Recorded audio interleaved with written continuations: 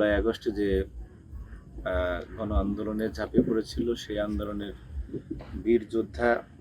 এবং গতকালকে যিনি মহান রবের ডাকে সাড়া দিয়ে দুনিয়া থেকে বিদায় নিয়েছেন শহীদ আশিকুর রহমান হৃদয়, তার জন্মদাতা পিতা এখানে আছেন, তার বড় ভাইরা আছেন। ওনাদের পরিবারটা এই জুলাই অভ্যুত্থানের বীর পরিবার বলে আমরা আখ্যায়িত করতে চাই। তো আসলে যার সন্তান চলে গেছে সে ছাড়া এই উপলব্ধি কেউ করতে পারবে না। তাকে পাশে নিয়ে আসলে কথা বলা খুবই কঠিন। তো আমাদের এই জুলাই অভ্যুত্থানে যারা শাহাদাত বরণ করেছে তাদের পাশে দল হিসেবে এবং ছাত্র সংগঠন হিসেবে আমরা প্রথম থেকে থাকার চেষ্টা করেছি এবং এখনো আমরা আশা রাখি যে না, আমাদের সাধ্যের মধ্যে যতটুকু আছে ততটুকু দিয়ে আমরা এই পরিবারগুলোর পাশে থাকবো। তারই ধারাবাহিকতা বিএনপির ভারপ্রাপ্ত চেয়ারম্যান জনাব তারেক রহমানের পক্ষ থেকে আমরা এসেছি। তো আসলে এই ঘটনার পাশাপাশি খুব দুঃখের সাথে বলতে হয় যে আজকে জুলাই অভ্যুত্থানের মাধ্যমে এদেশে এত বড় একটি ফ্যাসিবাদী শাসন ব্যবস্থার পতন ঘটলো এবং সেখানে যারা এই রকমের এত গুরুত্বপূর্ণ ভূমিকা রেখেছে তাদের দেখভালের জন্য, তাদের চিকিৎসার জন্য এই অন্তর্বর্তীকালীন সরকারের পক্ষ থেকে একটি ফাউন্ডেশন ছিল, আপনারা জানেন, এবং এখন আছে জুলাই স্মৃতি ফাউন্ডেশন। এবং আমরা দেখেছি যে এই জুলাই অভ্যুত্থানের যারা স্টেক হোল্ডার, মূল নিজেদেরকে দাবি করে সেই শহীদের পবিত্র রক্তের কথা বলে যারা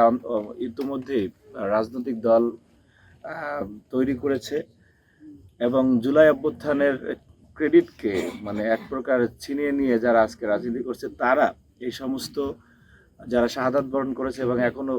দুর্বিষহ জীবন যন্ত্রণা কষ্টের মধ্যে রয়েছে জুলাইয়ের সেই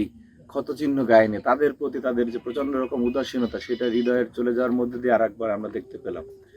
যে সেই দীর্ঘ 8 মাস সে তার মাথায় 3টি গুলি লেগেছিল, মানে মূল এই ছিল 2টা গুলি বড় সেটা বের করা হয়েছে আর একটা গুলি বের করতে পারেনি। আচ্ছা, যাই হোক, তো এই চিকিৎসার জন্য আমরা যতটুকু, আমার নিজেকেও এখানে খুব অপরাধী হিসাবে মনে হচ্ছে যে, কিন্তু রাষ্ট্রের তো একটি দায়িত্ব রয়েছে যে এই জুলাইয়ের রক্তের উপরে দিয়ে যারা আজকে যাদের গাড়িতে ফ্ল্যাগ উঠতেছে এবং যে ফাউন্ডেশন এই দায়িত্ব রয়েছে তারা সেই শত কোটি টাকার আমরা শুনছি যে খরচ করতেছে, কিন্তু এই মানে হৃদয়ের দিয়ে আপনারা দেখেন যে এখানে আমার মনে হয় যে চিকিৎসার ধারে কাছেও ছিল না। যদি উন্নত চিকিৎসা করা যেত, যদি মানে হৃদয়কে বাহিরে পাঠিয়ে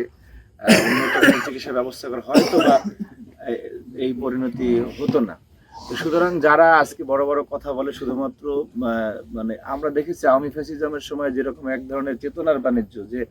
মুক্তিযুদ্ধকে নিয়ে আওয়ামী লীগ চেতনার বাণিজ্য করতো, আজকে ঠিক একই রকম ভাবে